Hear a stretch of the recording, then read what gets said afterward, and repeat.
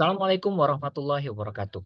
Pada kesempatan kali ini saya akan mencoba memberikan penjelasan kepada Anda terkait dengan ringkasan apa yang diberikan pada saat pelaksanaan pelatihan digital marketing dan marketing untuk pekerja migran Indonesia di Hong Kong, Taiwan, Malaysia, dan Brunei Darussalam yang dilaksanakan pada tanggal 3 Desember 2023, yang merupakan kerjasama antara Bintang Nusantara Learning Center Hong Kong dan BINUS University atau Bina Nusantara University Jakarta. Nah, pembicara pertama, ada 4 pembicara waktu itu ya, tapi saya akan mereview atau meringkas lah kira-kira apa yang disampaikan. Nah, yang pertama yang disampaikan oleh rekan saya yaitu Amir Coleng PhD ya, dari Teknik Industri BINUS University. Ya, Pak Amir Coleng PhD itu memberikan materi terkait dengan pemanfaatan digital marketing untuk bisnis di era kekinian. Yang dia ungkapkan itu ada apa itu marketing, ya, kemudian jenis-jenis marketing, kemudian digital marketing itu seperti apa sih, kemudian strategi dalam memanfaatkan digital marketing. Nah, yang pertama, apa itu marketing? Kalau misalkan kita ditanya, marketing itu kan bahasa Indonesianya itu pemasaran, ya. Intinya apa? Pemasaran adalah mengenalkan sebuah produk atau jasa kepada target kita, yaitu konsumen yang akan membeli produk yang akan kita tawarkan. Mulai dari perencanaan strategi sampai gimana caranya mereka itu dapat menikmati produk yang kita tawarkan. Kemudian yang kedua, tujuannya untuk apa kita marketing atau memasarkan? Tujuannya adalah supaya mereka terpengaruh, ya. Bahkan kita bisa mempengaruhi perilaku konsumen. Intinya supaya mereka sadar bahwa produk yang kita tawarkan itu bermanfaat bagi mereka, ya. Dan tentunya manfaat bagi kita mencapai target penjualan.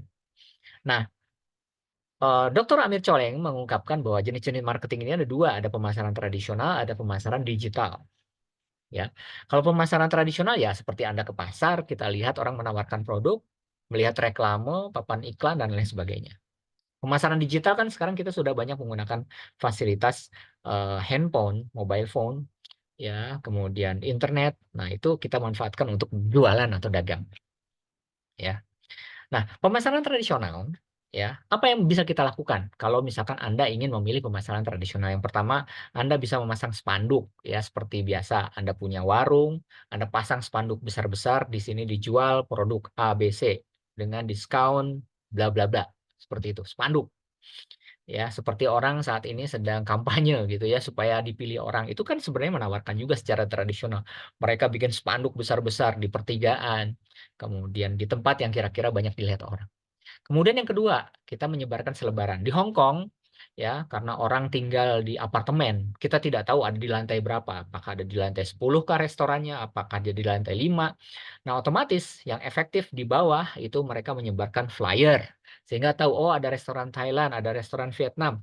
Di lantai berapa? Di lantai 3. Nah, itu efektif seperti itu. Nah, seperti juga di jalan-jalan misalkan orang menawarkan apa ya, kredit motor kalau di Indonesia gitu ya. Di pinggir-pinggir jalan orang lagi naik motor kemudian ditawarkan itu flyer selebaran. Atau bahkan orang memasarkan sedot WC misalnya. Ke rumah-rumah dilemparin itu brosur ke depan rumah, ke pagar atau bahkan ditempelkan di situ itu flyer. Kemudian door to door sales. Di Indonesia itu banyak sekali orang yang datang ke pintu-pintu. Misalkan orang menawarkan vacuum cleaner, orang menawarkan pisau dan lain sebagainya. Itu door to door sales. Ya. Ya seperti penjual ketoprak itu kan door to door sales dengan dorongan datang ke setiap pintu, kalau ada yang membeli berhenti kemudian melayani, itu door to door sales. Kemudian offline event, kita mengadakan suatu kegiatan. Kalau di Hong Kong misalkan Telin sering mengundang artis dan lain sebagainya. Lalu orang mendaftar dengan menggunakan aplikasi ya. Nah, itu offline event ya. Atau kita mengundang artis terkenal untuk memasarkan produk yang akan kita tawarkan. Billboard, ya, papan reklame yang besar-besar, seperti di Sogo Department Store yang ada di Hong Kong ya, itu besar sekali papan reklame. Nah itu. Kemudian apalagi iklan di koran, ya kita taruh di koran, ya di majalah. Ya kita membayar tentunya dengan tidak murah juga. Ya kalau di Hong Kong itu kan bayar apa kabar misalkan, mohon ditaruh ya. Kemudian apa? seputar Indonesia, sebagainya itu ditaruh iklan kita di situ. Bayar ya. Di Hongkong itu sekitar 1.000-2.000 Hongkong dolar ya, tergantung ukurannya. Semakin besar semakin mahal tentunya. Dulu waktu saya jadi petugas pemilu ya, itu kan KPU sering membuat iklan ya, otomatis kita harus membeli tuh space iklan di koran ya. Kemudian iklan di televisi ya, misalkan di sinetron-sinetron kalau di Indonesia ya. Jadi kalau misalkan target pasar kita, kita ingin menjual produk deterjen ke ibu-ibu, kita beli slot tuh. Memang tidak murah. Satu slot mungkin sekian detik itu bisa habis misalkan sampai 14-15 juta. Tetapi reaching-nya kan banyak. Orang banyak menonton acara itu. Kemudian iklan di radio. Ada masyarakat-masyarakat kita yang menggunakan radio. Misalkan nelayan-nelayan yang berlayar ke tengah laut itu biasanya mereka pakai radio. Nah, misalkan iklan apa? Misalkan iklan Oskadon. Pakai dalang siapa? Orang mendengarkan radio tuh. Nah, otomatis pakai radio. Kemudian iklan cetak. Ya. Nah, ini adalah cara tradisional. Ya, tetapi ada juga pemasaran lewat digital. Sekarang orang semuanya punya mobile phone, semuanya orang punya apa tuh? Punya aplikasi di orang pengguna internet, ya smartphone, perangkat baru, pokoknya teknologi digital ya kemarin. Otomatis kita bisa melakukan kampanye lewat email. Kita email, ya contohnya Toys R Us itu rajin sekali mengemail. Ya bahkan dia tahu tuh tahun lahir kita atau tahun lahir anak kita. Dia menawarkan mainan. Oh, selamat ulang tahun. Kita senang ya dapat kartu. Kenapa lewat email? Kemudian lewat ponsel kita bisa menggunakan WhatsApp status, kita bisa menggunakan Facebook di sana. Orang kan berdiam diri di media sosial itu cukup lama. Nanti kita cek ya. Jadi Dr. Amir Coleng juga mengungkapkan terkait dengan penggunaan media sosial ini. Situs web, website, perusahaan punya website macam-macam ya. Setiap perusahaan sekarang membuat website semenarik mungkin ya. Kemudian bisa juga menampilkan iklan. Anda membayar misalkan situs web yang sudah terkenal misalkan detik.com, Anda pasang iklan di situ. Ya otomatis berapa Anda harus bayar. Nah, walaupun itu kemudian Anda membayar YouTube. Ya, Anda bisa beriklan di YouTube. Anda juga bisa beriklan di Facebook. Ada Facebook Ads namanya. Ya. Nah, pokoknya kita bisa melakukan posting dan iklan di media sosial. Ini cenderung lebih murah. Facebook Ads itu lebih murah. Saya sendiri memasang iklan untuk memasarkan produk sekolah saya yang ada di Hong Kong, Macau, lewat Facebook Ads. Itu kalau nggak salah seminggu itu saya menghabiskan 100 Hong Kong dolar ya untuk itu. Nah, itu sangat murah ya. Kemudian target audiensnya itu kita bisa set ya sesuai dengan usia, sesuai dengan jenis kelamin, bahkan sesuai dengan kelakuan mereka, perilaku mereka. Kira-kira orang yang suka sekolah itu apa ya? Nah, itu kita bisa cek di Facebook-nya. Nah, itu mudah. Nah, kenapa digital marketing ini penting? Karena jumlah penduduk Indonesia sekarang itu 276,4 juta, banyak. Ya, jadi walaupun kita menawarkan produknya itu murah, tetapi kalau yang beli banyak, maka itu akan memberikan keuntungan yang besar. Anda bayangkan kayak misalkan Netflix, ya, seperti misalkan apa tuh Disney Hotstar, mungkin dia jual murah sekali, hanya sebulan itu kita bisa menonton banyak film hanya membayar 30.000 mungkin ya. Tetapi kalau misalkan yang mau akses jutaan orang, otomatis Anda bayangkan, tinggal kalikan saja itu berapa. Itu total populasi loh Indonesia. Kemudian yang kedua perangkat mobile yang terhubung. Di Indonesia itu ada 128%, 28% dari total populasi. Ya, perangkat mobile yang terhubung. Sekitar 353,8 juta mobile phone yang terhubung. Kok lebih gede dari jumlah penduduk? Ya bisa jadi satu orang punya 2 atau 3 handphone. Nah, otomatis kita bisa menggunakan fasilitas handphone tersebut. Ya, sehingga orang bisa mengakses informasi. Kemudian bahkan orang yang menggunakan internet itu 212,9 juta. Berarti dari total penduduk Indonesia itu 77% sudah pakai internet. Makanya kita pasang iklan di internet gitu. Kemudian penggunaan media sosial aktif medsos, Facebook, Twitter, Instagram, TikTok, WhatsApp status. Itu adalah 167 juta. Ya, 60,4% dari total populasi. Nah, ini menurut ini analisis daripada Amir Coleng PhD ya. Kemudian, nah kita lihat berapa lama sih orang kita berdiam diri di dalam media sosial. Kalau di dalam internet sendiri itu orang menggunakan internet sekitar 7 jam 42 menit. Berarti kesempatan gede tuh untuk kita nawarkan orang mantengin internet 7 jam. Rata-rata setiap hari orang melihat televisi itu sekarang itu hanya 2 jam 53 menit. Berarti lebih banyak orang melihat internet dibandingkan dengan nonton televisi. Nah, sekarang kita ke media sosial, Facebook, Instagram, TikTok, dan lain sebagainya. Itu rata-rata 3 jam 18 menit. Cukup lumayan. 3 jam 18 menit per hari. Ya. Kemudian rata-rata nih musik. Ya, makanya pada saat kita iklan, background musik itu penting. Kenapa? Karena menarik orang. Ya, dalam satu hari orang Indonesia itu 1 jam 37 menit mendengarkan musik gitu ya. Bahkan sekarang ada orang yang memasang iklan di game. Ya ternyata ada gamers juga gitu kan. Gamers itu rata-rata orang main game itu 1 jam 15 menit. Ya. Jadi kita bisa manfaatkan juga tuh iklan-iklan.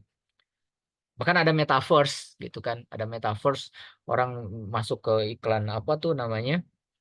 Roblox. Ya, orang misalkan pasang iklan pada saat kita main Roblox, oh ternyata ada counter apa tuh McD, ada counter apa di situ. Nah, itu juga bisa dimanfaatkan itu kayaknya.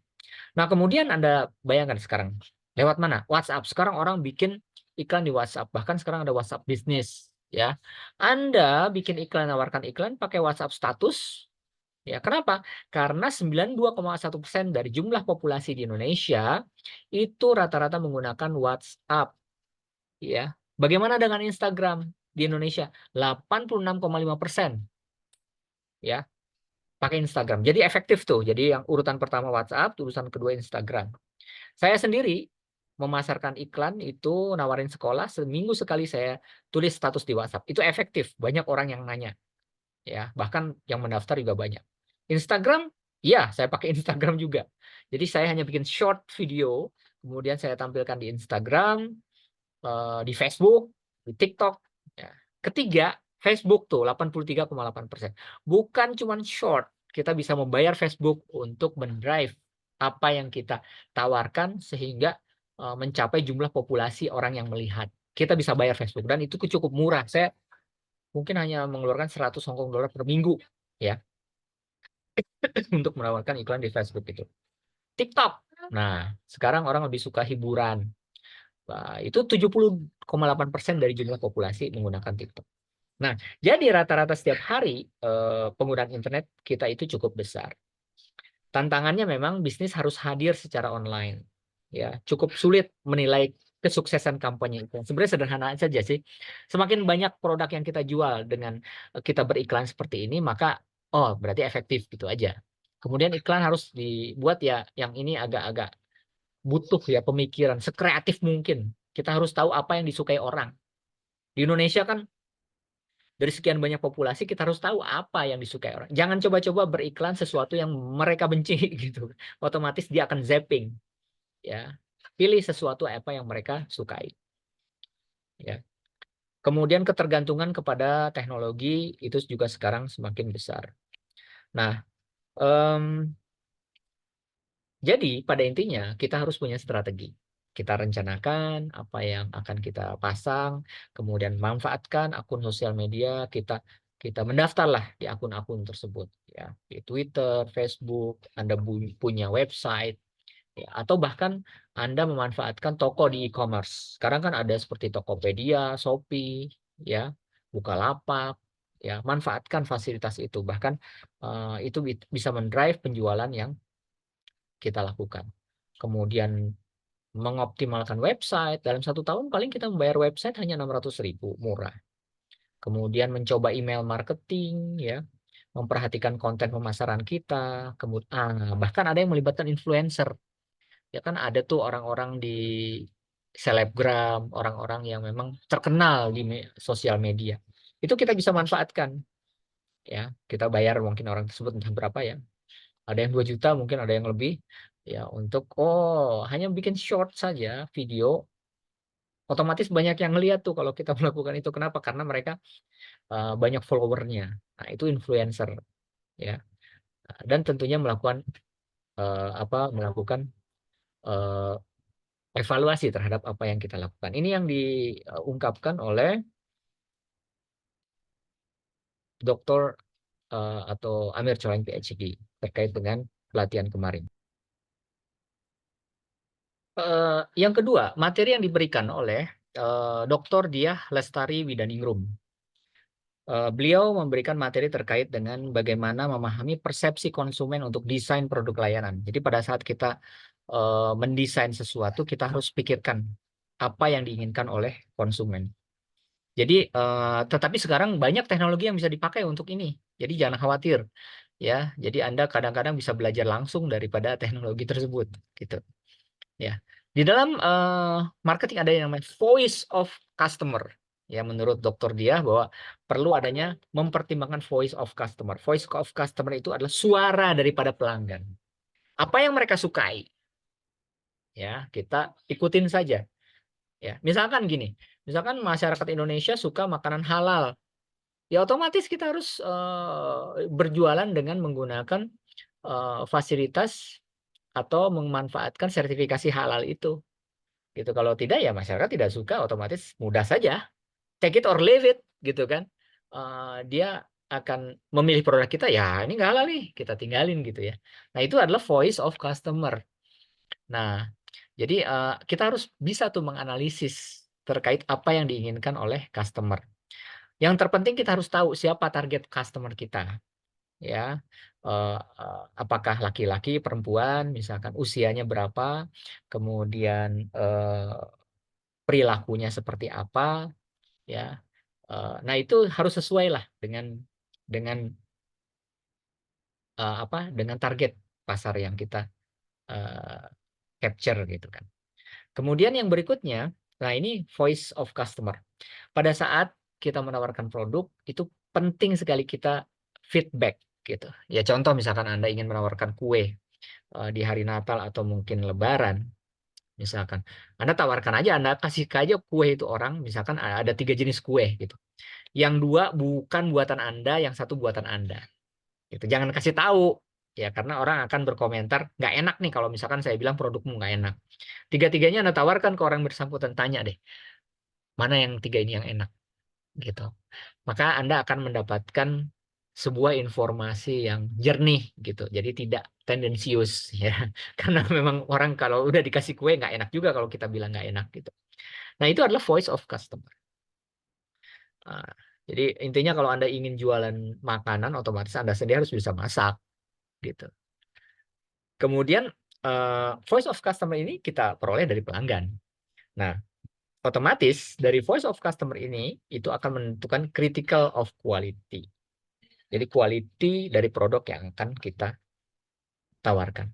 Inti dari quality adalah customer satisfaction, bahwa pelanggan itu puas terhadap apa yang kita tawarkan. Inti dari quality. Jadi memang quality itu tidak mesti inline dengan yang mahal, tidak juga. Ada juga orang yang mengeluarkan uang yang mahal, udahnya mikir gitu, nggak puas. Kenapa? Waduh, saya udah mengeluarkan uang banyak, tetapi dapatnya cuma segini doang. Nah, otomatis kan nggak quality, tidak satisfied dia, tidak merasa puas gitu lah ibaratnya. Nah, ini perlu dipertimbangkan. Otomatis kita harus memahami apa yang dipersepsikan oleh customer. Apa yang dikata atau apa yang dibilang oleh customer itu kita perhatikan betul-betul. Ya, jangan di counter. Ya, jadi kalau customer melakukan kritik atau apa, terima, kemudian catat, kemudian kita perbaiki sistem. Jangan di counter, ya dia lari. Customer itu sederhana. Toko itu ribuan. Kalau misalkan dia nggak suka terhadap satu, pindah gitu ya, seperti ini. Ya. Kemudian ya ini contoh misalkan di daerah dekat rumah saya sudah jelas-jelas banyak kawasan, maaf misalkan kawasan Muslim di situ ya. Kemudian ada satu toko, dia menawarkan asalnya customer itu yang datang banyak gitu. Orang-orang senang, ibu-ibu kadang-kadang hangout ke situ untuk makan. Tiba-tiba pada suatu waktu dia menjual apa ya, diskon tentang bir. Anda bayangkan bir itu kan tidak halal. Nah, otomatis eh, lama-lama habis, nggak ada lagi yang datang ke situ gitu ibaratnya. Kenapa? Karena mereka menawarkan sesuatu yang tidak disukai oleh populasi terbesar di situ gitu. Makanya otomatis kita harus bikin yang disukai oleh populasi terbesar di situ. Nggak usah jauh-jauh, bahkan di Hong Kong saja gitu kan. Misalkan hotel, Regal Hotel di bandara. Dia membuka menu halal. Kenapa? Karena banyak orang Malaysia yang stay di hotel tersebut walaupun minoritas. Kenapa? Karena kalau dia tidak buka menu halal, maka orang tersebut akan makan di tempat lain. Ya. Sederhana saja.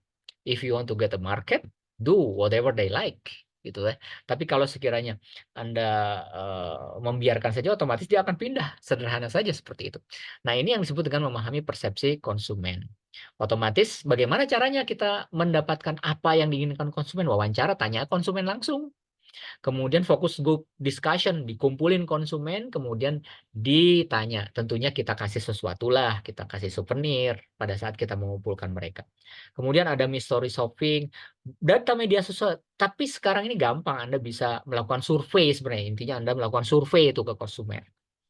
Kita juga bisa sebenarnya membayar riset pemasaran. Kalau dulu ada namanya AC Nielsen ya. Mereka kita bisa bayar untuk melakukan riset seperti ini. Kemudian, nah ini survei. Nah ini kalau Anda ingin melakukan tahapan survei, ini tahapannya. Mulai dari tentukan tujuan, tentukan sampel-sampel itu. Kalau misalkan kita ingin mensurvei penduduk DKI kan 8 juta nih. Jangan disurvei semua. Kalau disurvei semua itu namanya sensus. Ya, otomatis 8 juta, 10%-nya berapa? Misalkan seperti itu. 10% juga udah cukup banyak.